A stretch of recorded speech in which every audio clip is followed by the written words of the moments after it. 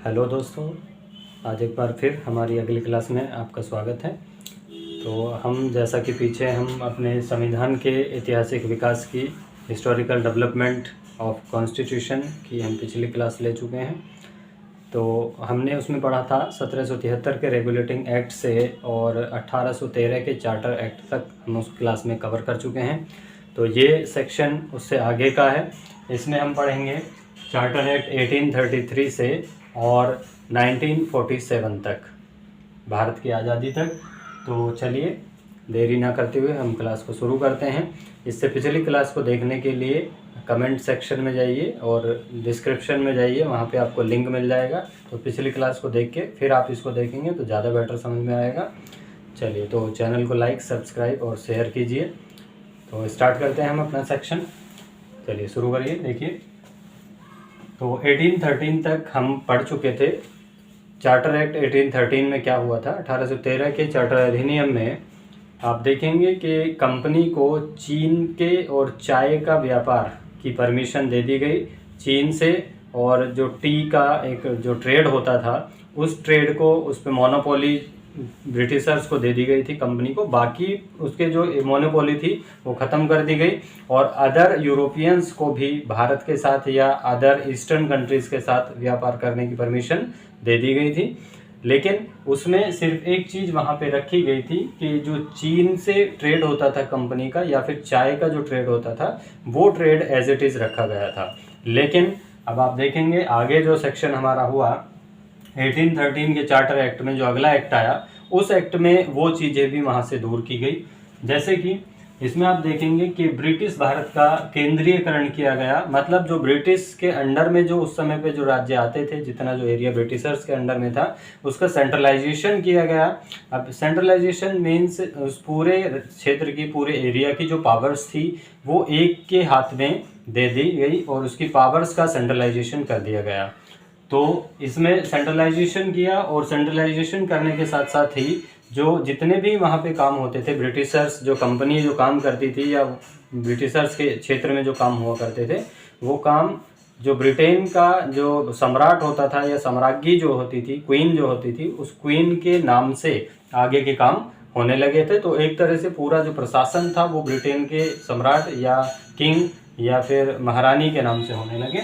ठीक है। उसके बाद भारत का गवर्नर जनरल, तो जैसा कि आप देखेंगे 1773 के रेगुलेटिंग एक्ट में जो बंगाल में गवर्नर हुआ करता था उसको गवर्नर से गवर्नर जनरल की पोस्ट दे दी गई, गवर्नर जनरल बना दिया गया।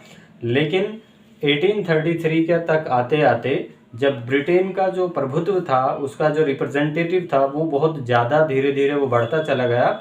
तो ब्रिटेन की पावर यहाँ पे बढ़ती जा रही है, पार्लियामेंट या गवर्नमेंट की पावर धीरे धीरे इम्प्रूव हो रही है। और उसी पावर में आप देखेंगे ये एक कदम था कि जो बंगाल का गवर्नर जनरल होता था उसको अब पूरे ब्रिटिश भारत का गवर्नर जनरल बना दिया गया। जो पूरा ब्रिटिश इंडिया था उसका गवर्नर जनरल बना दिया और उसकी कुछ पावर्स को बढ़ा दिया गया। उसकी जो शक्तियाँ थी वो और ज़्यादा बढ़ा दी गई। उसके आसपास जितनी भी ब्रिटेन की ब्रिटिशर्स की जो प्रेसिडेंसीज थी या जो क्षेत्र थे उन सब में कानून बनाने का अधिकार और बाकी सारी पावर्स भारत के गवर्नर जनरल को दे दी गई। ठीक है। और उसके द्वारा जो बनाए गए कानून थे उसको कहा गया था नियामक कानून, यानी कि रेगुलेटिंग रूल्स, रेगुलेटिंग जो लॉज। ठीक है, नियामक कानून। कंपनी का चाय और चीन से व्यापार समाप्त कर दिया। जैसा कि अभी आपको बताया था कि 1813 के एक्ट में सिर्फ ये दो चीज़ें रखी गई थी, बाकी मोनोपोली ख़त्म कर दी गई थी। लेकिन 1833 तक आते आते कंपनी का जो चाय और चीन से जो ट्रेड चलता था उसकी मोनोपोली भी ख़त्म कर दी गई। तो एक तरह से आप देख रहे हैं कि कंपनी का व्यापार जो है, कंपनी की जो पावर वो धीरे धीरे कम होती जा रही है और ब्रिटिशर्स की पावर जो है यानी कि सरकार की पावर धीरे धीरे बढ़ती जा रही है। इसमें आप कह सकते हैं कि एक तरह से ब्रिटेन का या ब्रिटिशर्स का भारत की राजनीति में, भारत के एक एडमिनिस्ट्रेशन में इंटरफेयर देखने को मिल रहा है। उसके बाद देखिए, अंग्रेजों को भारत में बसने, जमीन खरीदने और इस चीज़ का अधिकार दे दिया गया। भारत में आने की परमिशन दे दी गई। भारत में आए और भारत में ज़मीन खरीद सकते थे और वहाँ पे बस सकते थे, सेटल हो सकते थे। तो इस तरह से आप देख रहे हैं कि धीरे धीरे अंग्रेजों का जो एक सेटलमेंट था वो भारत में होता जा रहा था। यहाँ पे एक काम शुरू किया गया था, एक काम कोशिश की गई थी शुरू करने की, लेकिन ये काम कंप्लीट नहीं हो पाया था क्योंकि इसमें कुछ भारतीयों को पावर मिल सकती थी। तो जैसा कि सिविल सेवा की जो खुली परीक्षा होती थी, खुली प्रतियोगिता यानी कि ओपन वैकेंसीज जो होती थी, ओपन कंपटीशन जो किया जाता था सिविल सर्विसेज में, तो उसकी एक स्टार्टिंग की थी, उसको शुरू करने की बात की गई थी विलियम बेंटिक के थ्रू, ठीक है, जो कि हमारे फर्स्ट इंडियन गवर्नर जनरल बने, भारत के जो पहले गवर्नर जनरल बनाए गए थे, मीन्स ब्रिटिश इंडिया के पहले गवर्नर जनरल वो बने थे विलियम बेंटिक। तो विलियम बेंटिक जो थे, इन्होंने कुछ कोशिशें की भारत के पक्ष में। तो जैसा कि सिविल सेवा को ओपन कर दिया गया खुली प्रतियोगिता के तौर पे, उसमें प्रतियोगिता या एक कंपटीशन कराने की बात की गई थी, लेकिन जो कोर्ट ऑफ डायरेक्टर्स था हमारा, उस कोर्ट ऑफ डायरेक्टर्स ने उसको कैंसिल कर दिया, उसने उसको मान्य नहीं किया, क्योंकि उसको लगता था कि अगर ओपन भर्ती होगी या एक ओपन वैकेंसी हम निकालेंगे, ओपन कंपटीशन होगा, तो उसमें अगर भारतीय शामिल होते हैं और भारतीयों को क्षमताएं मिलती हैं, तो कहीं ना कहीं उनका जो प्रभुत्व है या उनकी जो पावर है वो कम हो सकती है, ठीक है। तो इसलिए उसको कैंसिल कर दिया और ये चीज़ यहाँ पे स्टार्ट नहीं हो पाई थी, ठीक है। इसको याद रखेंगे कि इसकी एक शुरुआत की गई थी लेकिन वो स्टार्ट नहीं हुई थी, ठीक है। इसके बाद यहाँ पे एक कानूनी सुधार यानी कि लीगल रिफॉर्म्स किया गया, और लीगल रिफॉर्म्स के लिए एक लॉ कमीशन, विधि आयोग, लॉ कमीशन का गठन किया गया, विधि आयोग बना दिया गया, और उस विधि आयोग के जो चीफ थे वो बनाया गया लॉर्ड मैकाले को। लॉर्ड मैकाले उस समय पे भारत में एक लॉ से रिलेटेड सबसे जो मतलब एक विशेषज्ञ जो थे लॉ के, विधि के, वो माने जाते थे। तो इन्हीं को एक इसके जो चीफ एज ए हेड इसकी पोस्ट पे अपॉइंट कर दिया गया, विधि आयोग के अध्यक्ष। तो आप देखेंगे कि विधि आयोग आज हमारे संविधान में जो यूज किया जाता है उसकी शुरुआत भी यहाँ से हो चुकी, ठीक है। तो बहुत सारे ऐसे पॉइंट्स धीरे धीरे आपको मिलते जाएंगे जो आज भी हमारे संविधान में कहीं ना कहीं रखे हुए हैं, ठीक है। तो धीरे धीरे एक एक चीज करके आपको मिलती जाएगी। अब आगे बढ़ें। ब्रिटिश, तो ये चीज क्लियर है कि विधि आयोग जो है, विधि आयोग की स्थापना, एक गठन, फॉर्मेशन ऑफ लॉ कमीशन कर दिया गया और लॉर्ड मैकाले को उसका चीफ बना दिया गया था। ब्रिटिश भारतीयों को धर्म, वंश, जाति, रंग, जन्म के आधार पर सरकारी पदों से वंचित नहीं किया जाएगा। एक ये चीज़ इसमें बहुत अच्छी की गई थी। तो जैसा कि आज याद करिए कि आप आगे पढ़ेंगे आर्टिकल 16 जो हमारा राइट टू इक्वलिटी है, जो हमारे मौलिक अधिकारों में है, राइट, हमारे फंडामेंटल राइट्स में एक आर्टिकल है 16। वो आर्टिकल में क्या कहता है? आर्टिकल कहता है कि हम किसी को भी रिलीजियस के बेसिस पे और जनरेशन के बेसिस पे, कास्ट के बेस पे, कलर के बेस पे या फिर बर्थ के बेसिस पे किसी भी गवर्नमेंट अपॉर्चुनिटी में उसको हम किसी भी तरह से डिस्क्वालीफाई नहीं कर सकते हैं, ठीक है। तो उसकी शुरुआत, उसकी भी एक शुरुआत, वो आर्टिकल जो है हमारा, वो एक यहाँ से माना गया है। यहाँ से उसको आप देख सकते हैं कि उसकी एक झलक, उसका एक जो सिनेरियो है वो यहाँ भी दिखाई देता है ब्रिटिश गवर्नमेंट के समय पे, ठीक है। तो 1833 में ये इतना सारा काम यहाँ पे हुआ है। चलिए अब आगे बढ़ते हैं। तो ये हमारा 1833 का चार्टर एक्ट कंप्लीट हुआ। आई होप क्लियर होगा आपको बिल्कुल। चलिए नेक्स्ट आगे बढ़ते हैं।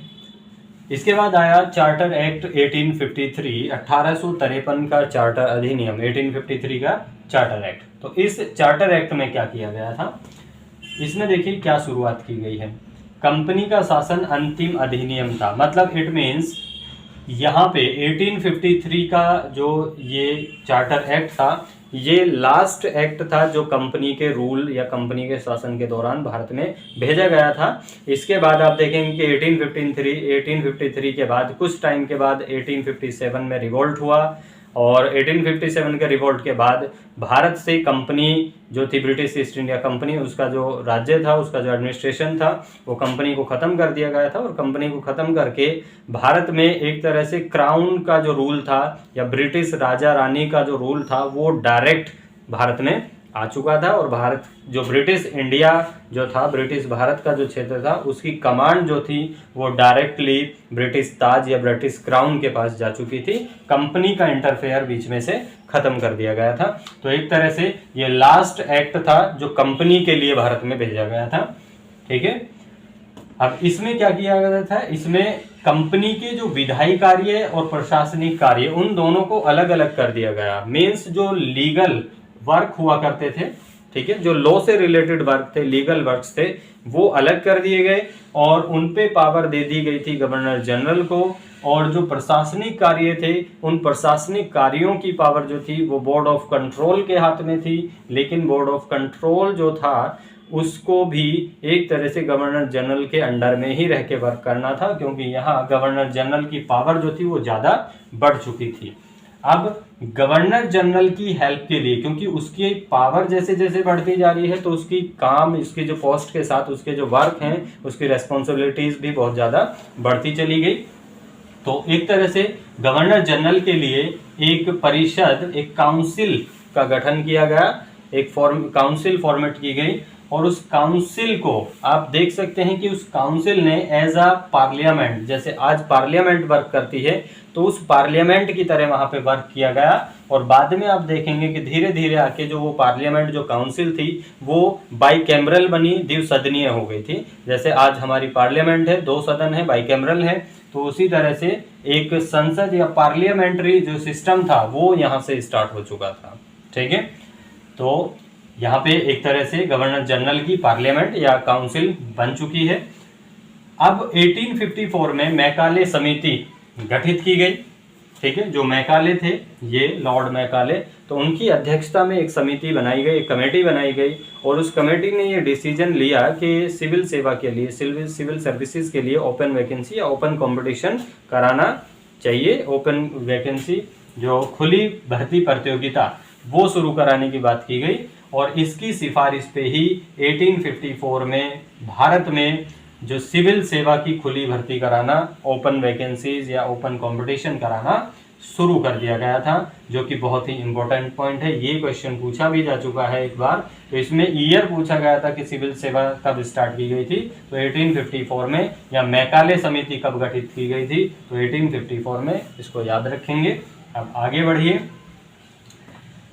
कार्यकारी परिषद विधेयक पर वीटो कर सकती थी। इट मीन्स यहाँ पे जो इसके काम दिए गए थे, विधायी और प्रशासनिक, मतलब यहाँ पे जो बाइकैमरल एक संसद या विधान परिषद जो बनी थी, उसमें एक सेक्शन जो था वो हमारा कार्यकारी परिषद मतलब एग्जीक्यूटिव काउंसिल थी, और दूसरी लीगल काउंसिल थी विधायी परिषद। तो विधायी परिषद का काम होता था कानून बनाने का, जिसमें जो हेड होता था वो गवर्नर जनरल होता था, और दूसरी जो एग्जीक्यूटिव होती थी वो उसकी परिषद होती थी। इट मीन्स वो काम को लागू करना, एनफोर्समेंट करना, ये सब चीज़ें करती थी। तो अब इस पे कार्यकारी परिषद जो थी, एग्जीक्यूटिव जो थी, उसकी पावर को यहाँ पे थोड़ा सा ज़्यादा रखा गया है, क्योंकि एग्जीक्यूटिव काउंसिल जो थी वो विधेयक पर, मतलब कोई भी जो बिल वगैरह लाया जाता था, कोई बिल लाया जाता था, तो उस बिल पे वीटो कर सकती थी। तो देखिए, वीटो पावर, प्रेसिडेंट के पास जो वीटो पावर होती है किसी बिल को लेके, वो वीटो पावर की शुरुआत प्रेसिडेंट को यहाँ से मिलती है। और आप देख रहे हैं कि जो गवर्नर जनरल था, गवर्नर से गवर्नर जनरल, गवर्नर जनरल से भारत का गवर्नर जनरल, और भारत के गवर्नर जनरल से वायसराय, और इस तरह से पोस्ट चेंज होते होते, जिसको आज आप प्रेसिडेंट के नाम से जानते हैं, राष्ट्रपति के नाम से जानते हैं, तो वो कहीं ना कहीं उस समय पे गवर्नर जनरल या फिर वायसराय के रूप में ही डेवलप होता चला गया है, और आज हम उसे प्रेसिडेंट के रूप में एक्सेप्ट करते हैं। ठीक है, तो प्रेसिडेंट की एक वीटो पावर जो है, वो वीटो पावर कहाँ से मिली है? चार्टर एक्ट 1853 से। क्लियर? तो ये हमारा कंप्लीट हो गया, चार्टर एक्ट 1853। चलिए अब आगे बढ़ते हैं। और अब देखिए, यहाँ से जैसा कि मैंने बताया कि 1853 के बाद जब इसमें कुछ काम हुए हैं, लेकिन इसी के बाद में 1853 के बाद 1857 आया। 1857 में भारत में एक बहुत बड़ा विद्रोह हुआ, जिसको सिपाही विद्रोह या फिर मिलिट्री रिवोल्ट के नाम से भी जानते हैं, स्वतंत्रता संग्राम, तो और बहुत सारे नाम हैं। तो 1857 का जो रिवोल्ट हुआ, उस 1857 के रिवोल्ट से अंग्रेजों को इतना तो क्लियर हो चुका था, बेशक भारतीयों को इसमें कुछ हासिल नहीं हुआ था, लेकिन अंग्रेजों को इतना क्लियर हो चुका था कि उनके प्रशासन के लिए अगर वो अपना आगे एडमिनिस्ट्रेशन बनाए रखना चाहते हैं या अपने आप को स्थापित रखना चाहते हैं भारत में, तो उन्हें भारतीयों की कुछ मांगों को या फिर भारतीयों के हित में कुछ कार्य करने पड़ेंगे। ठीक है, तो इंडियंस के लिए उनको कुछ ना कुछ एक्टिविटीज या उनके फेवर में उनके लिए कुछ ना कुछ जरूरी हो गया। तो उन्हें ये क्लियर हो चुका था कि अगर वो भारतीयों पे इसी तरह से इंडियंस पे टॉर्चर करते रहेंगे और उन्हें किसी तरह का भी कुछ भी सेवा या कुछ सर्विस प्रोवाइड नहीं कराएंगे, तो कुछ ही दिनों में उनका जो एक एम्पायर है वो भारत से निकल जाएगा या खत्म हो सकता है। तो उसको देखते हुए, कंपनी में भ्रष्टाचार और कंपनी जो करप्ट हो चुकी थी उसको देखते हुए ब्रिटिश गवर्नमेंट ने एक और स्टेप लिया, एक और इम्पोर्टेंट कदम उठाया। ठीक है, जिसको कहा गया इंडियन एक्ट 1858, भारत शासन अधिनियम 1858, 1858 का भारत शासन अधिनियम। और यहाँ से शुरुआत हो गई कि ब्रिटेन की जो पार्लियामेंट थी उस पार्लियामेंट ने कंपनी को ख़त्म कर दिया भारत से, और कंपनी को ख़त्म करके भारत के जो ब्रिटिश राज्य थे, ब्रिटिश क्षेत्र थे, उस पर ब्रिटिश गवर्नमेंट ने डायरेक्ट अपना शासन शुरू कर दिया। तो जिसको कहा गया था रूल ऑफ क्राउन, ताज का शासन। तो यहाँ से ताज का शासन शुरू हो जाता है। तो पूछा जाए, क्वेश्चन पूछते हैं कि भारत में ताज का शासन या रूल ऑफ क्राउन कब स्टार्ट हुआ, तो 1858 से स्टार्ट हुआ है। ठीक है, अब यहाँ पे ये एक एक्ट आया और इसमें बहुत सारे कुछ बदलाव किए गए। तो इनमें जो बदलाव थे वो क्या थे, इसको भारत के शासन को अच्छा बनाने वाला अधिनियम कहा गया है। मीन्स इसमें कहा गया है, इस 1858 के एक्ट को कहा गया, देखिए यहाँ पे एक तरह से आप बोल सकते हैं कि भारतीयों को थोड़ा सा बेवकूफ़ बनाने की कोशिश की गई।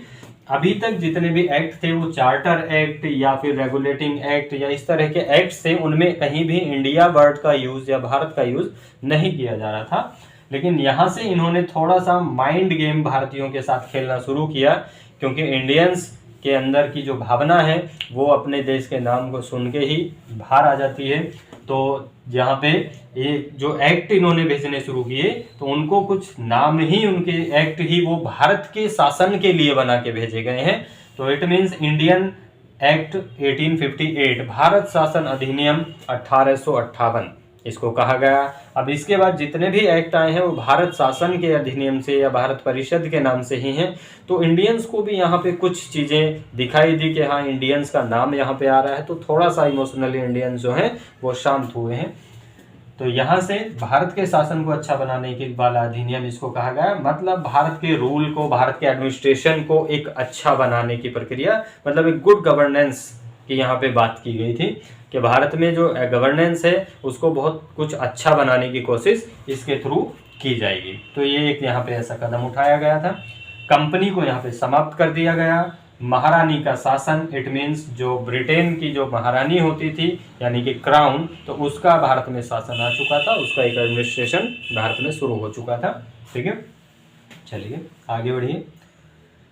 गवर्नर जनरल का जो पद था यहाँ में थोड़ा सा बदलाव किया गया। गवर्नर जनरल की जो पोस्ट होती थी, अब देखिए इसमें कुछ किया नहीं है। गवर्नर जनरल के नाम से जो इंडियंस थे उनको प्रॉब्लम थी, क्योंकि उनको पता था गवर्नर जनरल के हाथ में पावर है तो वो सब कुछ करता है। तो यहाँ पे भी एक माइंड गेम भारतीयों के साथ खेला गया। पावर उसकी सेम रही है, सारी चीज़ें रही और कुछ पावर बढ़ा भी दी गई, लेकिन यहाँ पे गवर्नर जनरल जो पद था, उसकी जो पोस्ट थी, उस पोस्ट का सिर्फ नाम चेंज कर दिया। गवर्नर जनरल की जगह पे नाम रख दिया वायसराय। तो यहाँ से वायसराय की शुरुआत हुई। तो क्वेश्चन पूछा जाए कि वायसराय पहली बार कब बना, तो 1858 में।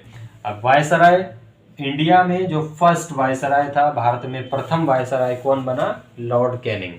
तो लॉर्ड कैनिंग हमारे पहले वायसराय बने थे। और द्वैध शासन जो चल रहा था अभी तक, जो ड्यूअल सिस्टम था, एडमिनिस्ट्रेशन का ड्यूअल सिस्टम जो अभी तक चलता हुआ आ रहा था, वो यहाँ पे आके ख़त्म कर दिया गया। इट मीन्स जो board of controllers and court of directors जो था उसको ख़त्म कर दिया गया, उनको दोनों को डिसॉल्व कर दिया गया।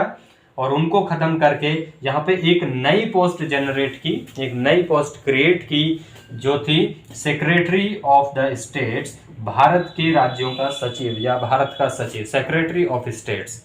ठीक है, तो वो होता अंग्रेज ही था, लेकिन भारत के राज्यों की जो देखभाल करना एक तरह से उसकी पावर ज्यादा हो गई थी। इन दोनों की जगह पे उसको बनाया गया और उसको ज्यादा पावर दे दी गई।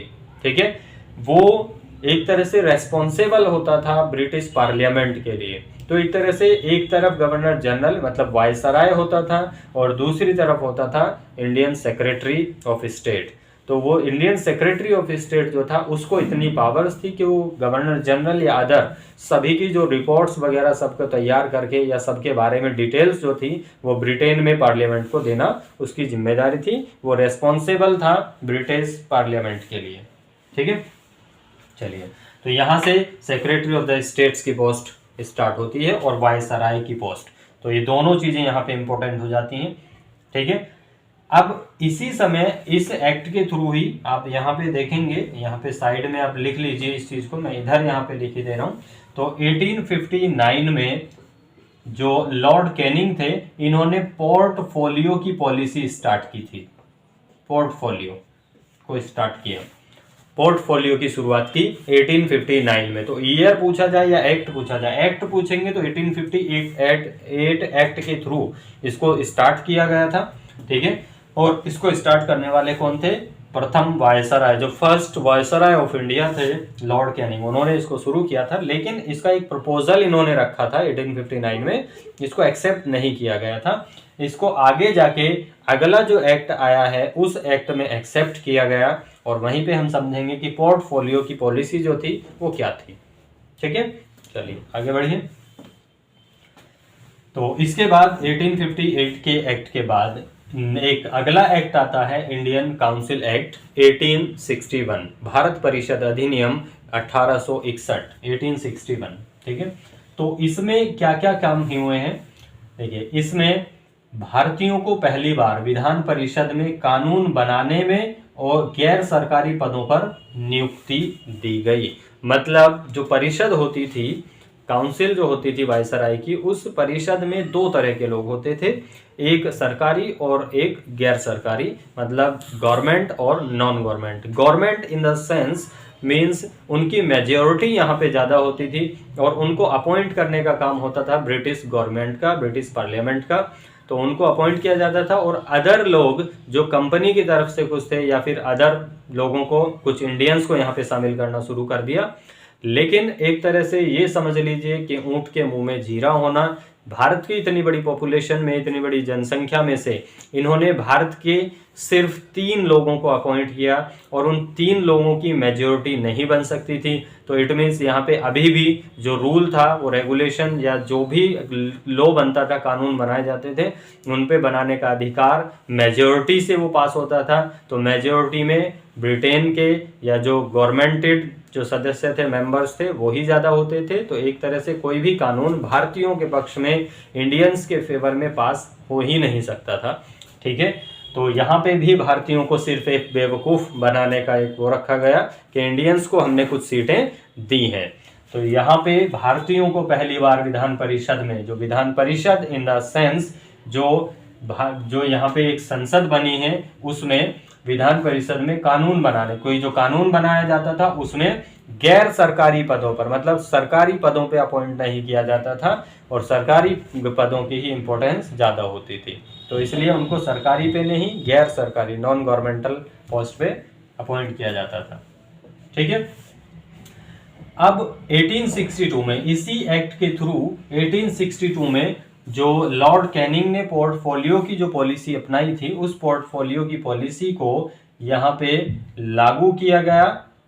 ठीक है, तो इसके बारे में हम देखेंगे। लेकिन 1862 में लॉर्ड कैनिंग ने विधान परिषद में 3 लोगों को अपॉइंट किया जो इंडियंस थे। अब वो 3 लोग भी वो इसी तरह के थे कि जो उन पहले से ही एक तरह से अंग्रेजों के फेवर में रहते थे, जो काफ़ी जाने मानी हस्तियां उस समय पे होती थी, तो वो अंग्रेजों के साथ ही मिलके काम करती थी, जैसे जमींदार लोग हुआ करते थे। तो उन्हीं में से एक थे बनारस के राजा पटियाला के महाराजा और सर दिनकर राव। तो इनको आप याद रखेंगे, यहां से क्वेश्चन बनता है, ठीक है, कि पहली बार विधान परिषद में भारतीयों में से किन लोगों को अपॉइंट किया गया था। तो पहली बार 3 लोगों को अपॉइंट किया गया था, बनारस के राजा, पटियाला के महाराजा और sir Dinkar Rao. The king of Banaras and the king of Patiala and sir Dinkar Rao, इन तीनों को अपॉइंट किया गया था विधान परिषद में, ठीक है, फर्स्ट टाइम। तो ये पहले 3 इंडियन थे जिनको लॉर्ड कैनिंग ने विधान परिषद में अपॉइंट किया, ठीक है। चलिए इसके बाद और क्या हुआ, देखिए यहां पे आपने पढ़ा 1833 में ब्रिटिश भारत का केंद्रीयकरण। इट मींस 1773 के रेगुलेटिंग एक्ट से ही इंडिया में ब्रिटेन के द्वारा एक पॉलिसी शुरू की गई थी कि भारत में शक्ति का केंद्रीकरण, सेंट्रलाइजेशन किया जाए, मतलब सारी शक्ति को एक ही हाथ में दे दिया जाए। जैसे कि आप देख रहे हैं कि गवर्नर से गवर्नर जनरल बना, गवर्नर जनरल से भारत का गवर्नर जनरल हो गया, तो ब्रिटिश इंडिया की जो पूरी पावर थी वो उस गवर्नर जनरल के हाथ में आ गई। फिर वायसराय हुआ, तो ये सब चीजें होते होते सेंट्रलाइजेशन हो रहा था। लेकिन यहाँ पे 1861 के एक्ट में शक्ति का विकेंद्रीकरण किया गया, it means decentralisation of the powers. तो यहाँ पे पहली बार डिसेंट्रलाइजेशन हुआ, पावर्स का डिसेंट्रलाइजेशन किया गया, जो कि 1773 के बिल्कुल ऑपोजिट था, ठीक है। तो आज आप देखेंगे कि भारत में केंद्र और राज्य, ये टॉपिक आप पढ़ेंगे, केंद्र और राज्य के बीच शक्तियों का जो डिसेंट्रलाइजेशन है या डिवीजन है, division of powers between centre and state, तो वो एक स्टार्टिंग भी वो भी यहीं से हुई है। तो केंद्र और राज्यों के बीच शक्ति का विभाजन जो हुआ, डिसेंट्रलाइजेशन, वो कहां से स्टार्ट हुआ, इंडियन काउंसिल एक्ट 1861 से, ठीक है।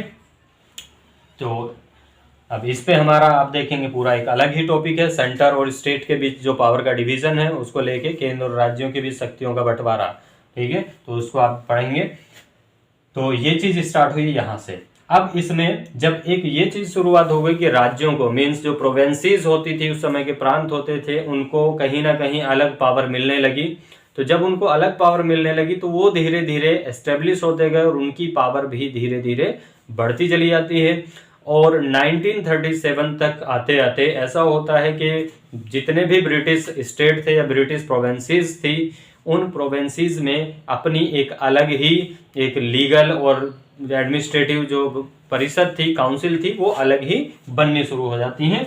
जिसमें कि आप देखेंगे कि पहला जो कदम था वो 1862 में बंगाल में उठाया गया, कि बंगाल जो था, बंगाल में 1862 में वहां पे एक अलग परिषद का गठन कर दिया गया, वहां पे एक अलग काउंसिल बना दी गई।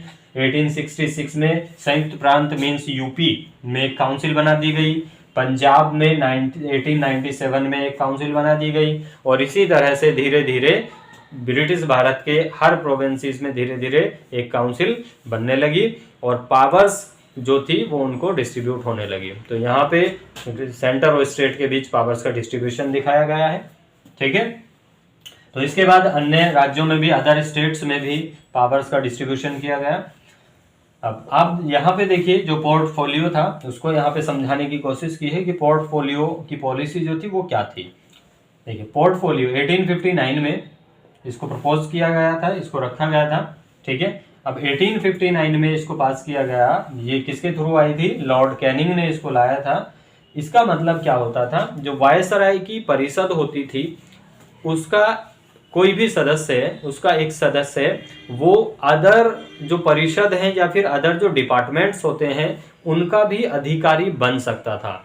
तो ऐसी एक सिस्टम शुरू किया गया था। वायसराय की परिषद का एक सदस्य एक से अधिक सरकारी विभागों का अध्यक्ष हो सकता था तथा उसका निर्णय जो होता था या उसका जो फैसला होता था वही अंतिम होता था।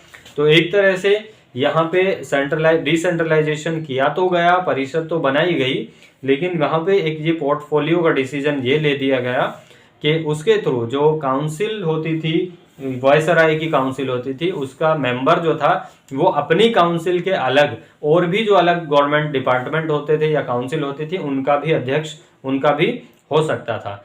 तो उसके थ्रू क्या था, उसके थ्रू एक तरह से वायसराय जो था वो प्रोवेंसीज पे अपना कंट्रोल भी बनाए हुए था। ठीक है, और अगर प्रोवेंसीज में कोई भी कानून बनता था, कोई नियम कुछ भी बनाना होता था, तो उनमें जो लास्ट अंतिम जो फैसला हुआ करता था, वो अंतिम फैसला या फाइनल डिसीजन जो था वो उसी एक अधिकारी का या उसी एक अध्यक्ष का, ऑफिसर का माना जाता था फाइनल। ठीक है, तो आई होप आपको ये क्लियर हुआ होगा यहाँ से। चलिए, अब एक ये बहुत वेरी वेरी इंपॉर्टेंट पॉइंट जो इस एक्ट में हुआ है, कौन सा? वायसराय को अध्यादेश देने की शक्ति, अध्यादेश पारित करने की जो पावर थी, ऑर्डिनेंस पास करना। जैसे आज प्रेसिडेंट के पास है हमारे ऑर्डिनेंस पास करने की पावर, तो ऑर्डिनेंस पास करने की जो पावर है प्रेसिडेंट के पास, वो कहां से आई है? वो भी हमारी इंडियन काउंसिल एक्ट 1861 से ही शुरू हुआ है। तो वायसराय ही धीरे धीरे आके प्रेसिडेंट की पोस्ट में कन्वर्ट हुआ, और जो ऑर्डिनेंस पास करने की जो पावर थी वो भी उसको मिली। तो ऑर्डिनेंस पास करने की ये क्वेश्चन पूछा भी जा चुका है प्री लेवल में। ठीक है, तो अब ऑर्डिनेंस जो पास किया जाता था, ये ऑर्डिनेंस पास करने की पावर तब थी जब काउंसिल जो है वो किसी तरह से वर्क नहीं कर रही है या मीटिंग्स नहीं है, तो उसमें ऑर्डिनेंस पास कर सकता था। और ये जो था ये केवल 6 मंथ्स के लिए अप्लाई होता था, जो भी ऑर्डिनेंस था। आफ्टर 6 मंथ्स उसको लॉ या विधि आयोग के थ्रू या फिर एग्जीक्यूटिव कमीशन, ये इन सब के थ्रू, परिषद काउंसिल के थ्रू जो है उसको पास करके एक कानून बनाना जरूरी होता था, अदरवाइज वो कैंसिल हो जाता था। ठीक है, तो चलिए यहां तक आपको क्लियर हुआ। अब इसका स्क्रीनशॉट ले लीजिए, इसको नोट कर लीजिए, फिर इसके आगे बढ़ते हैं। ठीक है, इसके बाद आगे बढ़ते हैं। इसका स्क्रीनशॉट लो और नोट कर लीजिए सब कुछ।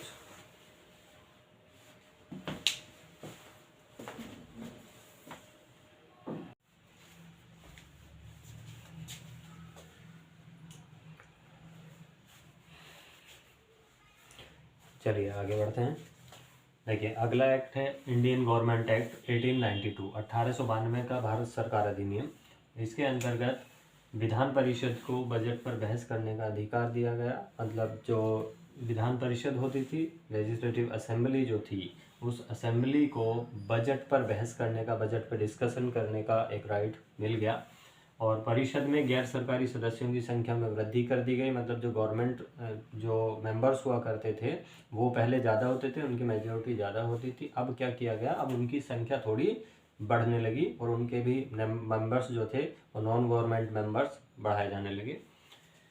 तो इसमें सिर्फ इतना ही है। बाकी अगला जो है नेक्स्ट, इंडियन गवर्नमेंट एक्ट 1909 का जो एक्ट है उसको मॉर्ले मिंटो रिफॉर्म्स के नाम से भी जाना जाता है, मॉर्ले मिंटो सुधार के नाम से भी जाना गया। इसमें उस समय 1909 के दौरान जो है मॉर्ले जो थे वो भारत के सचिव थे, इंडियन सेक्रेटरी ऑफ स्टेट थे, और मिंटो, लॉर्ड मिंटो जो थे वो भारत में वायसराय के पद पे थे, वायसराय की पोस्ट पे थे।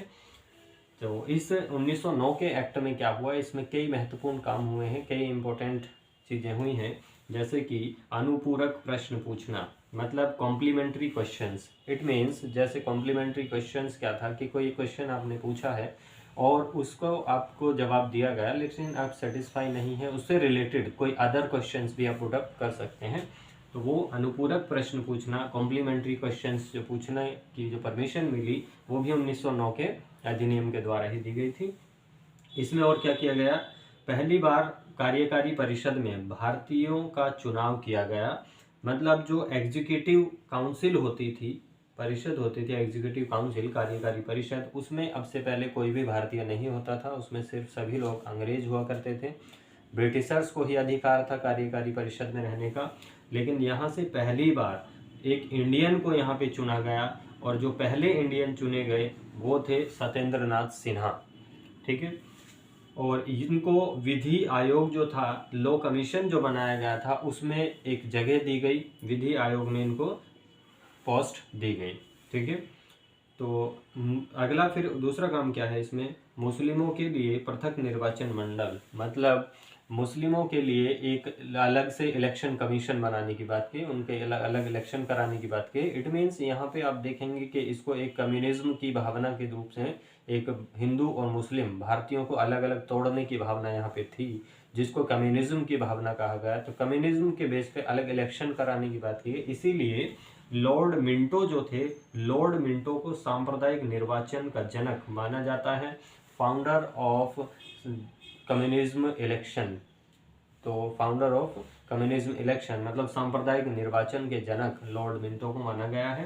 ठीक है, तो इसमें इतने काम हुए हैं।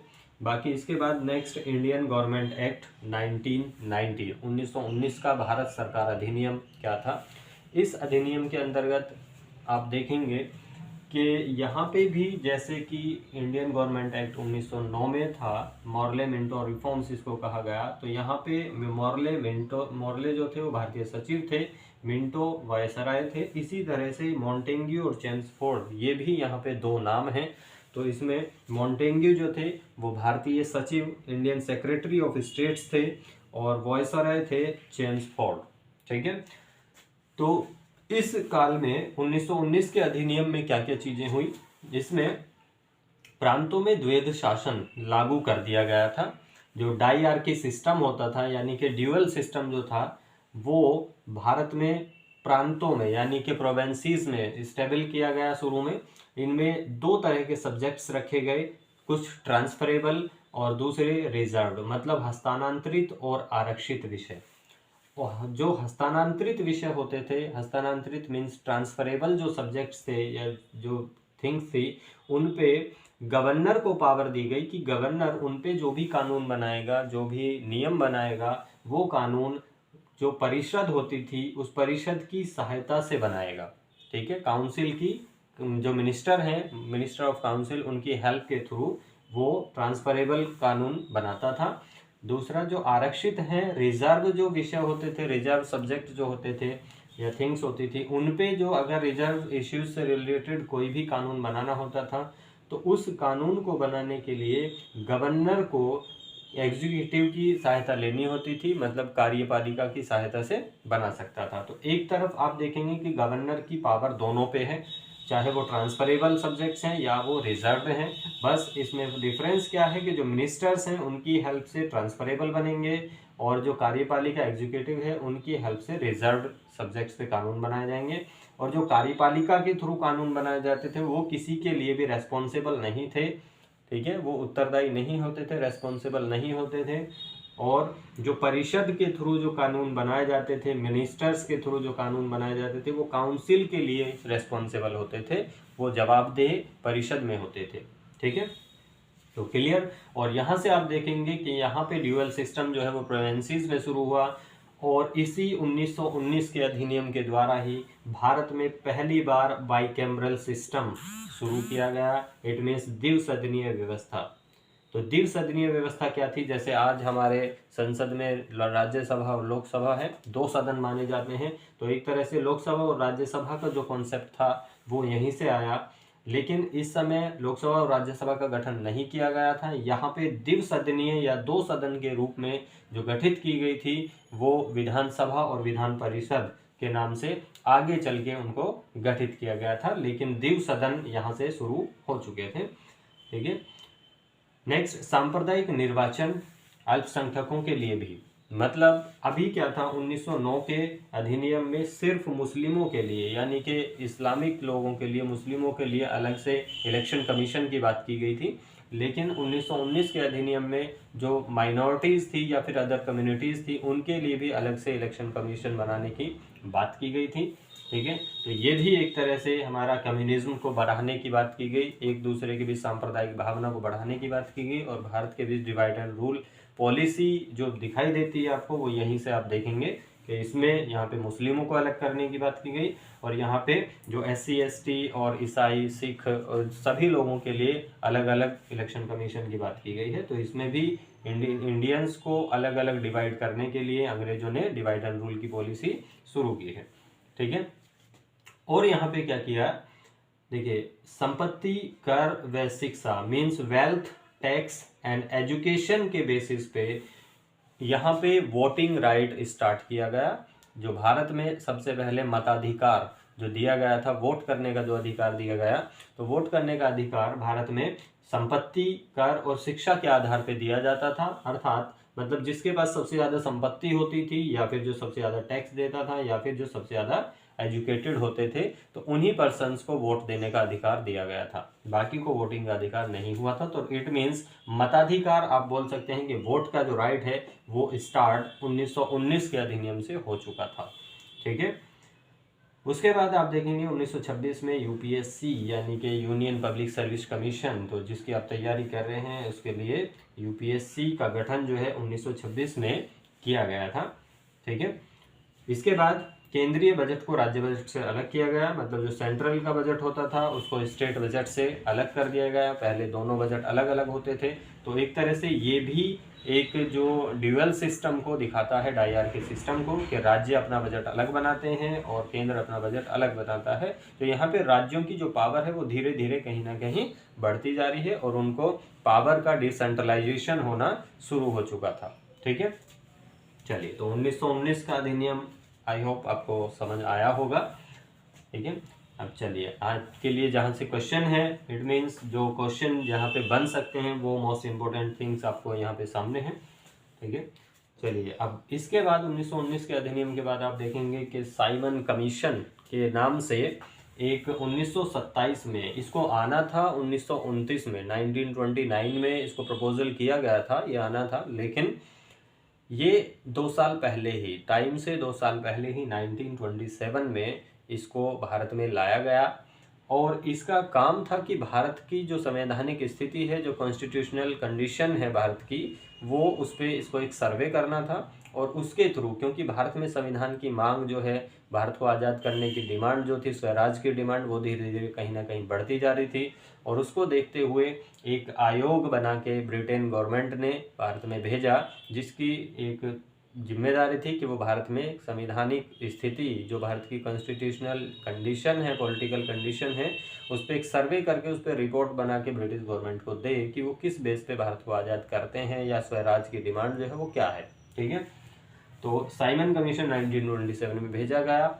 अब यहाँ पे हुआ क्या कि इसके जितने भी जो मेंबर्स थे साइमन कमीशन के, वो सभी लोग ब्रिटिशर्स थे, अंग्रेज थे, इसलिए भारतीयों ने उसको स्वीकार नहीं किया, एक्सेप्ट नहीं किया। और उसके बेस पे इंडियंस ने उसके अगेंस्ट साइमन गो बैक के नारे लगाए हैं और उसका बाइकआउट किया गया, उसको बहिष्कार किया गया। ठीक है, इसके बाद बहिष्कार होने के बाद ही 1930 में जिसने अपनी रिपोर्ट बनाई, और वो रिपोर्ट 1930 में उसने पेश की ब्रिटिश गवर्नमेंट के सामने, और उसमें इसने अल्पसंख्यकों के लिए या फिर कम्युनिज्म के बेसिस पे सांप्रदायिक निर्वाचन का जो पक्ष था, एक सांप्रदायिक निर्वाचन कराने की जो बात थी, उसको रिलेवेंट माना और उसको एक सही बात मानते हुए उसको एक्सेप्ट किया गया कि ये चीज़ सही है। ठीक है, लेकिन इंडियंस ऐसा नहीं चाहते थे। अब 1927 के बाद जब ये 1930 में रिपोर्ट आई, तो उस पर इंडियंस और ब्रिटिश गवर्नमेंट और इनके बीच में जो अलग अलग डिस्प्यूट बना, उस डिस्प्यूट पे बातचीत करने के लिए, उस पर विचार करने के लिए ब्रिटेन में लंदन में 3 राउंड टेबल समिट्स किए गए, 3 गोलमेज सम्मेलन हुए 1930, 31, 32, 3 गोलमेज सम्मेलन किए गए थे। एक 1931 में हुए हैं 2, और एक 1932 में। ठीक है, वो चीज़ आप हिस्ट्री में पढ़ेंगे थोड़ा, तो हिस्ट्री में उनकी चीज़ों को अच्छे से पढ़ेंगे। चलिए अभी हम देखते हैं कि वो जो 3 गोलमेज सम्मेलन हुए थे उनका सिर्फ एक मेन मोटिव क्या था, क्योंकि 1930 की जो रिपोर्ट थी उस पर बातचीत या उस पर एक विचार विमर्श डिस्कस करने के लिए तो वो 3 राउंड में टेबल जो समिट्स थे वो बुलाए गए थे।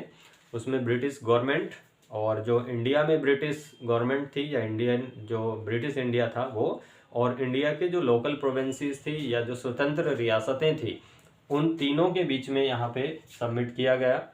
ठीक है, तीनों के बीच में सम्मेलन हुआ था, लेकिन उसका कोई रिजल्ट नहीं आ पाया। उसमें किसी भी तरह से भारतीयों ने उसमें बढ़ चढ़ के आगे भाग नहीं लिया। ठीक है, तो जैसा कि आप जानते हैं कि सिर्फ अंबेडकर जी रहे जो तीनों गोलमेज सम्मेलन में इंक्लूड हुए हैं। उसके बाद सेकंड जो राउंड टेबल समिट हुआ, सेकंड जो गोलमेज सम्मेलन हुआ, उसमें सिर्फ गांधी जी गए थे कांग्रेस की तरफ से, बाकी और किसी ने भी पार्टिसिपेट नहीं किया था। तो इसलिए वहाँ से भारतीयों के लिए किसी तरह का कोई रिजल्ट नहीं निकल सका। इसके बाद आप देखेंगे कि 1932 में भारत आए, गांधी जी वापस आए जब सेकंड राउंड टेबल समिट से, और सविनय अवज्ञा आंदोलन की एक शुरुआत उन्होंने की जो, ठीक है, तो उस आंदोलन के थ्रू जब इन्होंने एक शुरुआत की है तो उनको अरेस्ट करके पूना की यरवदा जेल में डाल दिया गया था। अब उसी के बाद 1935 में यहाँ पे क्या हुआ, 1935 से पहले 1932 में जब 3 गोलमेज सम्मेलन हो चुके थे, तो 1932 में जो ब्रिटिश प्रधानमंत्री थे वहाँ पे रैमजे मैकडोनल्ड, तो रैमजे मैकडोनल्ड ब्रिटिश प्रधानमंत्री प्राइम मिनिस्टर ने इंडियंस के लिए एक नया प्रपोजल लाया जिसको कहा गया मैकडोनल्ड अवार्ड, या फिर एक तरह से वो भी कम्युनिज्म के बेसिस पे अलग अलग इलेक्शन कराने की बात कर रहा था और अलग अलग सभी को कुछ रिजर्वेशन के साथ अलग अलग इलेक्शन कमीशन बनाने की बात की गई थी। अब इसमें क्या था कि रैमजे मैकडोनल्ड ने जो अवार्ड जो ये घोषित किया था, एक अनाउंस किया, डिक्लेयर किया, तो उसको हम कम्युनल अवार्ड के नाम से भी जानते हैं क्योंकि ये कहीं ना कहीं कम्युनिटी बेस या कम्युनिज्म को बढ़ावा दे रहा था। तो इसको कम्युनल अवार्ड, सांप्रदायिक पंचाट या फिर सांप्रदायिक अवार्ड या फिर रैमजे मैकडोनल्ड अवार्ड के नाम से भी जाना जाता है। ठीक है, अब इसके थ्रू क्या होता है, अंबेडकर जी और जो दलितों के लिए भी, मीन्स जो SC ST वाले लोग होते हैं उनके लिए और रैमजे मैकडोनल्ड के बीच, दोनों के बीच जो था रिजर्वेशन को लेके और अलग इलेक्शन कमीशन दोनों को लेके एग्रीमेंट हुआ और दोनों के बीच में मतलब एक समझौता किया गया, दोनों की सहमति इस पे आ गई। लेकिन जब ये बात गांधी जी को जेल में पता चली कि एक दलितों को अलग किया जा रहा है, अलग इलेक्शन कमीशन की बात रखी जा रही है, तो गांधी जी ने जेल में ही, पूना में यरवदा की जेल में वो थे उस समय पे, तो उन्होंने 1932 में ही वहीं पे जेल में अनशन की शुरुआत कर दी। ठीक है, और उस अनशन के चलते गांधी जी ने डिमांड रखी, गांधी जी ने बुलाया अंबेडकर जी को, तो अंबेडकर जी और कुछ लोग वहाँ पे गए, तो अंबेडकर जी के साथ उनकी बातचीत हुई है और उन बातचीत में इंडियंस में जो दलित लोग थे, SC ST वाली कैटेगरी के जो लोग थे, उनको अलग से इलेक्शन कमीशन की बात को खारिज किया गया, कैंसिल कर दिया गया और सिर्फ उनके लिए एक रिजर्वेशन की बात रखी गई थी। तो इट मीन्स आप समझेंगे कि SC ST के लिए जो रिजर्वेशन की शुरुआत हुई थी वो वहाँ से हुई थी। ठीक है, चलिए, तो वहाँ पे एक रिजर्वेशन जो था वो सीटों में रिजर्वेशन किया गया था। ठीक है, तो एक तरह से अब वो रिजर्वेशन धीरे धीरे आगे बढ़ता गया है। तो उस बीच जो अंबेडकर जी और गांधी जी के बीच में जो एक समझौता हुआ, जो एग्रीमेंट हुआ, तो वो पूना में हुआ था, इसलिए उसको पूना पैक्ट के नाम से या फिर पूना समझौता के नाम से भी जानते हैं। ठीक है, चलिए जी, तो फिर इतना सब कुछ होने के बावजूद जब ब्रिटेन की या ब्रिटिशर्स की कुछ नहीं चल रही थी, तो इतना बदलने के बावजूद क्या था, वहाँ पे एक कमेटी बुलाई गई और उस कमेटी की कुछ सिफारिशें थी ब्रिटेन में, मतलब भारत में कुछ संशोधन करने के लिए, कुछ सुधार करने के लिए। तो उसकी कुछ सिफारिशों के बेसिस पे एक नया अधिनियम बना के भारत के सामने पेश किया गया, जो कि एक बहुत ही बड़ा एक्ट था, बहुत ही काफ़ी बड़ा, उसमें बहुत सारे एक कॉपीज़ थी, बहुत सारे पेजेस थे, तो उसके अंदर बहुत सारी बातें लिखी हुई थी जिनमें से हमारे लिए कॉन्स्टिट्यूशन बनाना एक बहुत ही आसान हो गया। तो उसमें से आज देखेंगे कि 1935 का जो एक्ट है आज बहुत ही रिलेवेंट है और हमारे संविधान में बहुत सी चीज़ें, एक बहुत सारा संविधान का पार्ट जो है वो हमने एज इट इज़ वहाँ से लिया हुआ है। ठीक है, तो और कुछ संशोधनों के साथ हमने भारत में उसको लागू किया है। तो अब कुछ चीज़ें समझ लेते हैं कि क्या क्या चीज़ें थी उसके अंदर। तो नेक्स्ट है हमारा इंडियन गवर्नमेंट एक्ट 1935, 1935 का भारत सरकार अधिनियम। तो it's very very very important, यहाँ से मेंस में भी क्वेश्चन आ चुका है। ठीक है, और प्री में भी क्वेश्चन आते रहते हैं। तो 1935 के एक्ट को इंडियन कॉन्स्टिट्यूशन का माइल स्टोन कहा गया है कि ये भारतीय संविधान के लिए एक मील का पत्थर साबित हुआ, माइल स्टोन हुआ, मीन्स इसके थ्रू भारत के संविधान को बनाना बहुत आसान हो गया था। ठीक है, तो इसमें क्या क्या था, इसमें 321 धाराएं, 321 सेक्शंस एंड 10 शेड्यूल्स, 10 अनुसूचियां इसमें थी। इसके थ्रू इंडिया में अखिल भारतीय संघ की स्थापना करने की बात की गई, ऑल इंडिया फेडरेशन। तो भारत में ऑल इंडिया फेडरेशन की जो स्थापना की गई थी वो इसके अधिनियम 1935 या इंडियन गवर्नमेंट एक्ट 1935 के थ्रू ही की जानी थी, लेकिन उसके थ्रू क्या था, ऑल इंडिया फेडरेशन में सभी रियासतों को या सभी प्रोविंसेस को मिलके एक साथ रहने की बात की गई थी। लेकिन जो रियासतें थी, स्वतंत्र रियासतें, जो फ्री प्रोविंसेस थी या फ्री स्टेट थे, उन्होंने अपने आप को अलग ही रखना बेहतर समझा। तो ये ऑल इंडिया फेडरेशन जो था वो एक तरह से कम्प्लीटली नहीं हो पाया, फॉलो उसको नहीं किया गया, उसको इम्प्लीमेंट नहीं कर पाए थे, तो वो लागू नहीं हो पाया था।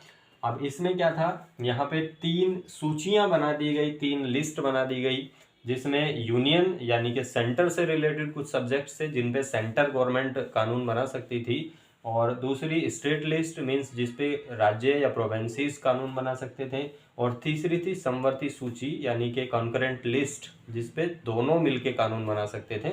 ठीक है, तो इसमें जो पहली थी संघ सूची यानी कि यूनियन लिस्ट थी, इसमें उस समय पे 59 सब्जेक्ट्स हुआ करते थे, 59 ऐसे विषय थे जिन पे केंद्र सरकार कानून बना सकती थी।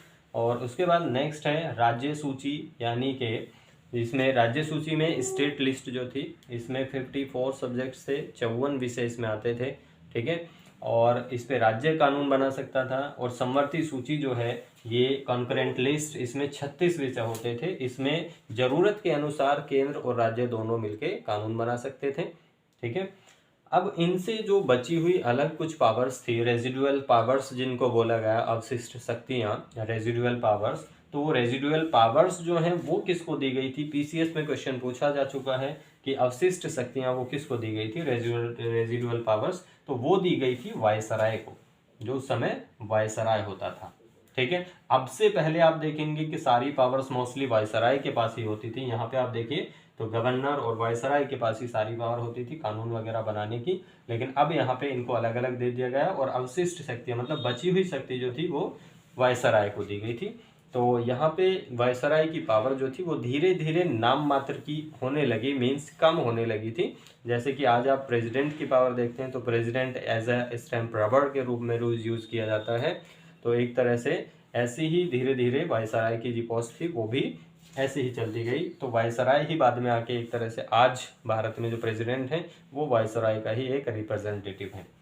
ठीक है, चलिए तो आगे बढ़ें। अब इसमें और क्या क्या चीजें हुई, प्रांतों से द्वैध शासन समाप्त कर दिया गया और केंद्र में लागू कर दिया गया। यहाँ पे आप देखेंगे प्रांतों में द्वैध शासन, जो डाईआर्की सिस्टम था, ड्यूअल सिस्टम जो था, वो यहाँ पे प्रोविंसेस या स्टेट्स में अप्लाई किया गया था। यहाँ पे 1935 में स्टेट से उसको खत्म कर दिया गया था और उसको सेंटर में लागू कर दिया, मतलब केंद्र में। ठीक है, अब केंद्र में लागू कर दिया गया और राज्यों में उत्तरदायी सरकार गवर्नर की नियुक्ति की गई। मतलब जो स्टेट्स थे, स्टेट्स में जैसे अलग अलग विधान परिषद और विधानसभाएं बननी शुरू हुई, तो हर स्टेट में एक वायसराय के अंडर में एक गवर्नर को अपॉइंट कर दिया गया, जो कि रिप्रेजेंटेटिव होता था सेंट्रल गवर्नमेंट का। जैसे आज की सरकार में आज की सरकार में जैसे कि प्रेसिडेंट द्वारा हर राज्य में राज्यपाल नियुक्त किए जाते हैं, गवर्नर को अपॉइंट किया जाता है। तो गवर्नर जो था वो एक यही दिखाई देता है यहाँ से हमें कि गवर्नर की नियुक्ति की जाती थी हर राज्य में, और वो किसका रिप्रेजेंटेटिव होता था, वायसराय का, मतलब केंद्र सरकार का। तो आज भी जैसे केंद्र सरकार के रिप्रेजेंटेटिव के रूप में जो गवर्नर हैं वो राज्यों में वर्क करते हैं। ठीक है, अब यहाँ पे आप देखेंगे उस समय पे टोटल जो भारत में थे, भारत में 11 राज्य हुआ करते थे, 11 स्टेट्स थे, और उन 11 स्टेट्स में से 6 राज्यों में, ये ब्रिटिश राज्यों की बात हो रही है कि ब्रिटिश राज्यों में उस समय में 11 स्टेट्स हुआ करते थे ब्रिटिश इंडिया में, और बाकी फ्री स्टेट थे। तो उनमें से जो 11 थे ब्रिटिश इंडिया में, तो उन 11 में से 6 राज्यों में बाइकैमरल सिस्टम लागू कर दिया गया। और इस बाइकैमरल सिस्टम में विधानसभा और विधान परिषद जो आज भी हर राज्य के अंदर चलता है, तो आज क्या है कि आज हर राज्य के अंदर बाइकैमरल सिस्टम नहीं है। भारत के आज भी कुछ 6-7 राज्य हैं जिनके अंदर बाइकैमरल सिस्टम मतलब विधानसभा और विधान परिषद दोनों हैं, अदरवाइज विधानसभा सभी राज्यों में है। ठीक है, तो इनमें कहाँ पे बनाए गए थे, बंगाल, बम्बई, मद्रास, असम, बिहार और यूपी। यूपी को उस समय बोलते थे संयुक्त प्रांत, तो आप इसको यहाँ पे संयुक्त प्रांत ही लिखेंगे, यूनाइटेड प्रोविंसेस। ठीक है, संयुक्त प्रांत, तो बंगाल, बम्बई, मद्रास, असम, बिहार और यूपी, इन 6 जगहों पे 6 राज्यों में जो विधानसभा और विधान परिषद बाईकैमरल सिस्टम को लागू किया गया था। ठीक है, चलिए आगे बढ़ते हैं। भारत परिषद समाप्त, मतलब जो गवर्नर की जो परिषद हुआ करती थी या फिर भारतीय परिषद जिसको बोलते थे ब्रिटिश समय पे, जिसका जो हेड होता था वो वायसराय होता था, कानून बनाने का काम वही करती थी। ठीक है, एक तरह से जिसको संसद माना गया था, तो उसको यहाँ पे ख़त्म कर दिया गया इस 1935 के अंडर।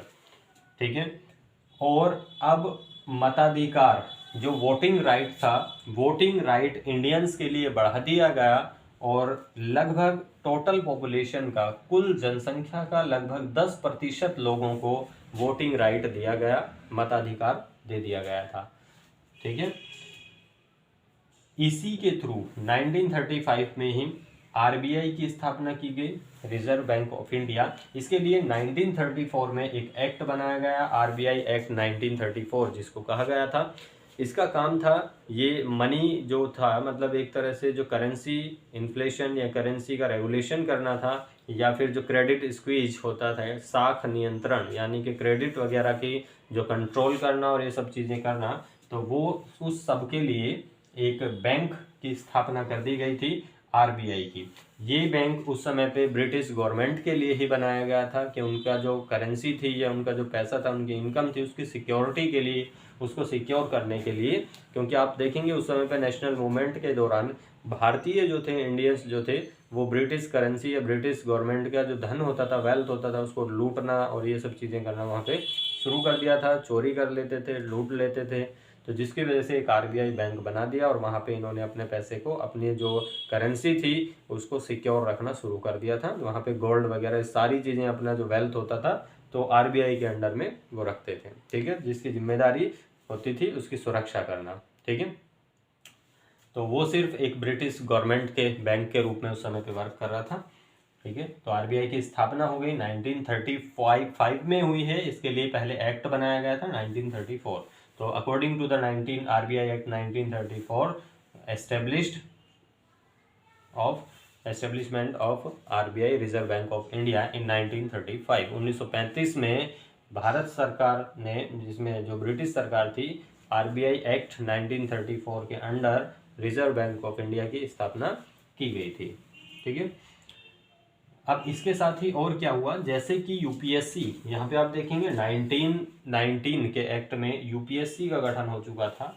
तो यूपीएससी के थ्रू, जैसे यूपीएससी में सिलेक्शन होता था, यूपीएससी के लिए जो मेंबर्स प्रशासनिक अधिकारी चुने जाते थे, ऐसे ही स्टेट पीएससी, क्योंकि यहाँ पे आप देख रहे हैं कि राज्यों और केंद्रों दोनों में प्रशासन जो है वो अलग अलग हो चुका है, दोनों में एक तरह से डिसेंट्रलाइजेशन या पावर का डिवीज़न हो चुका है। तो वहाँ पे पावर के लिए एक राज्य लोक सेवा आयोग, हर राज्यों के लिए राज्य लोक सेवा आयोग, state PSC, state public service commission का गठन किया गया।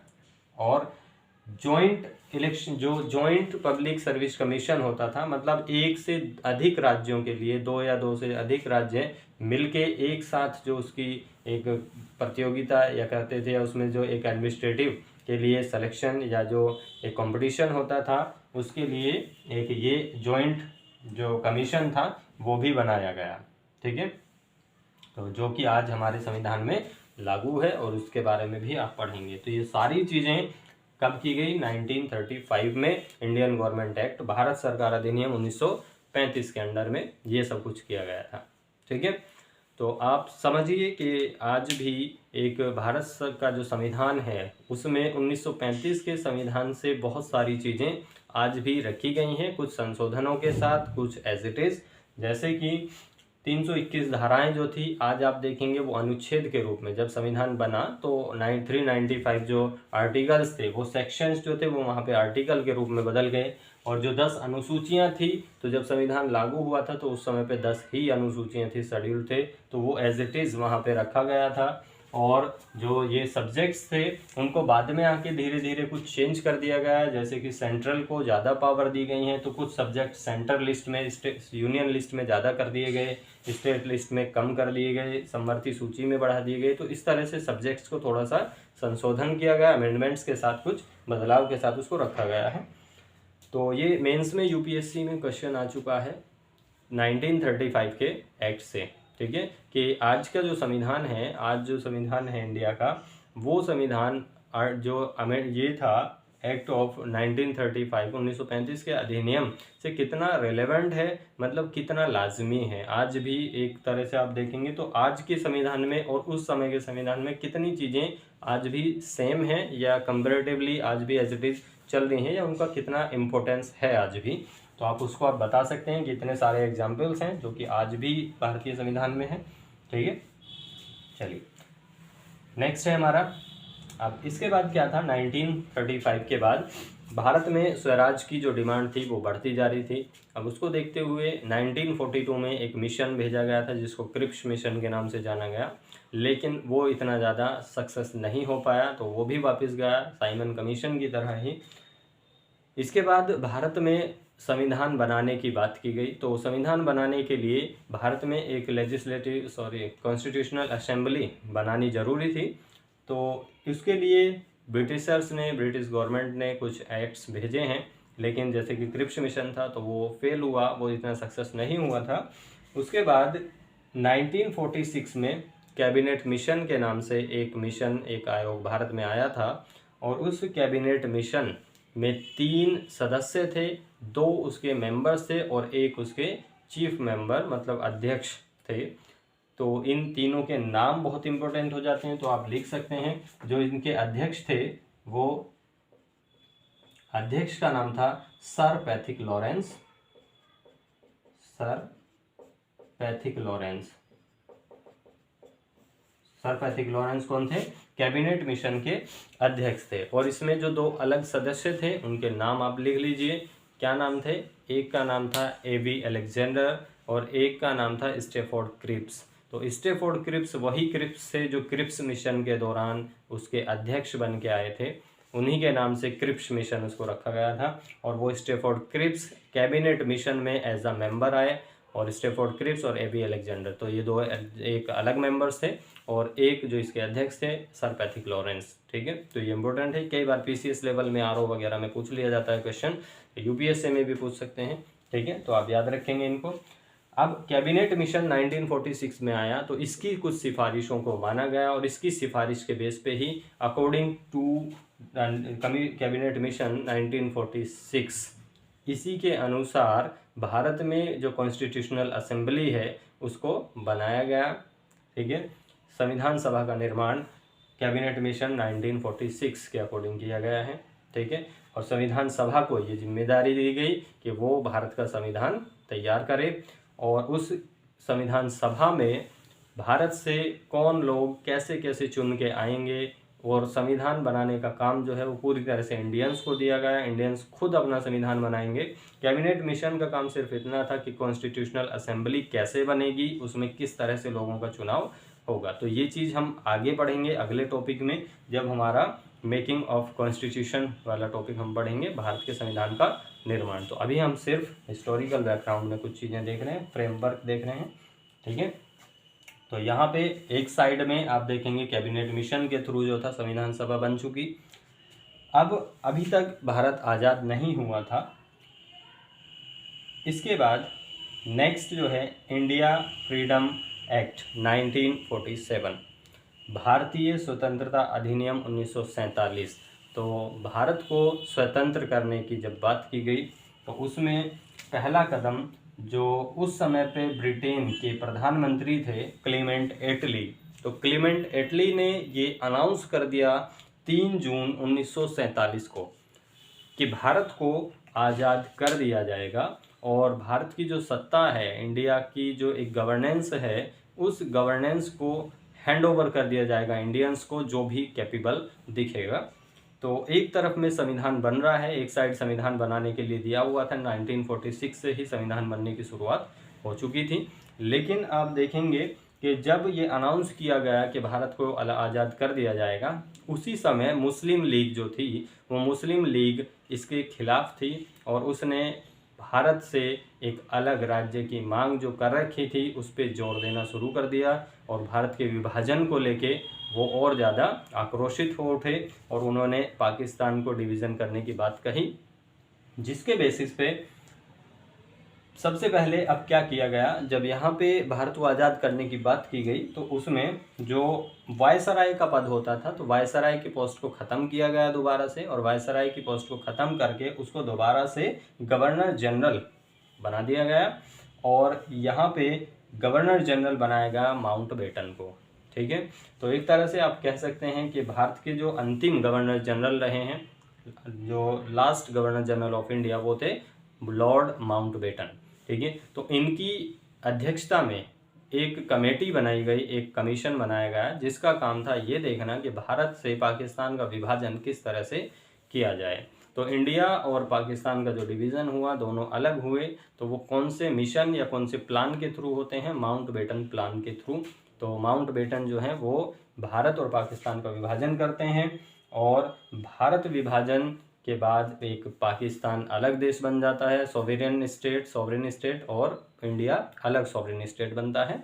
लेकिन यहाँ पे माउंटबेटन जो है, यहाँ पे एक चीज़ जो थी, भारत का संविधान उधर बन रहा है, तो दोनों के लिए डिक्लेयर कर देते हैं कि दोनों देश अगर चाहें तो एक ही संविधान को मान सकते हैं, या फिर अपना दोनों अलग अलग भी बना सकते हैं। और जो फ्री स्टेट्स थे, जो देसी रियासतें थी, उन देसी रियासतों को भी ये क्लियर था कि वो अगर अपना कुछ संविधान बनाना चाहते हैं या अपना अलग स्वतंत्र रहना चाहते हैं तो वो रह सकते हैं। ठीक है, लेकिन उनको ऐसा हो नहीं सकता था। बाद में आके जो वल्लभ भाई पटेल जी और इंडिया ने एक दोबारा से जो ऑल इंडिया फेडरेशन की एक स्थापना वहाँ पे शुरू की थी, तो उसको दोबारा से भारतीयों में, मतलब इंडिया में सभी को एक मिलाया गया और फेडरल इंडिया की स्थापना की गई थी। ठीक है, और यहाँ पे 14 अगस्त 1947 मिडनाइट को भारत और पाकिस्तान दोनों का डिवीज़न हो जाता है, और 15 अगस्त 1947 को इंडियन फ्रीडम एक्ट 1947 लागू कर दिया जाता है, अप्लाई कर दिया जाता है। ठीक है, और इस तरह से भारत आज़ाद हुआ। और इस क्रम में हमने जितने भी जो एक्ट्स और ये सब चीज़ें देखी हैं, ये संविधान के निर्माण में, भारत के संविधान के निर्माण में कहीं ना कहीं एक इनकी बहुत बड़ी भूमिका रही है। तो संविधान का निर्माण अब आगे भारतीयों को करना है। ठीक है, अब अंग्रेज़ों ने या ब्रिटिशर्स ने जैसे जैसे भी पॉलिसी चलाई, जो भी किया, तो उसका एक फ्रेमवर्क हमारा तैयार हो चुका था, कॉन्स्टिट्यूशनल असेंबली बन चुकी थी। अब संविधान का निर्माण करने की जो जिम्मेदारी है वो इंडियंस के ऊपर आ गई थी। ठीक है, तो अब संविधान कैसे बनाया गया, कब बना, कितने दिन लगे, कितना खर्चा आया, क्या हुआ, कैसे कैसे चीज़ें रखी गई हैं। ठीक है, तो मेकिंग ऑफ द कॉन्स्टिट्यूशन, संविधान का निर्माण, ये हम अगले टॉपिक में, अपनी अगली क्लास में कवर करेंगे, और इसी तरह से हम कंटिन्यू बढ़ते जाएंगे। चलिए, थैंक यू, और चैनल को लाइक, सब्सक्राइब और शेयर कीजिए। और जो भी अगर आपको कुछ कमियां लगती हैं, कुछ प्रॉब्लम है, ये स्पीड से पढ़ाना या फिर कुछ भी आपको अगर लगता है कि कुछ सुधार होना चाहिए, तो वो हमें कमेंट सेक्शन में लिख के ज़रूर बताइए। और इस टॉपिक को समझने के लिए इससे पहला लेक्चर देखिए। पहले लेक्चर को देखने के लिए आप डिस्क्रिप्शन में जाइए, वहाँ पे आपको पहले लेक्चर का लिंक मिल जाएगा, तो उससे आप देख सकते हैं। चलिए, थैंक यू, बहुत बहुत धन्यवाद।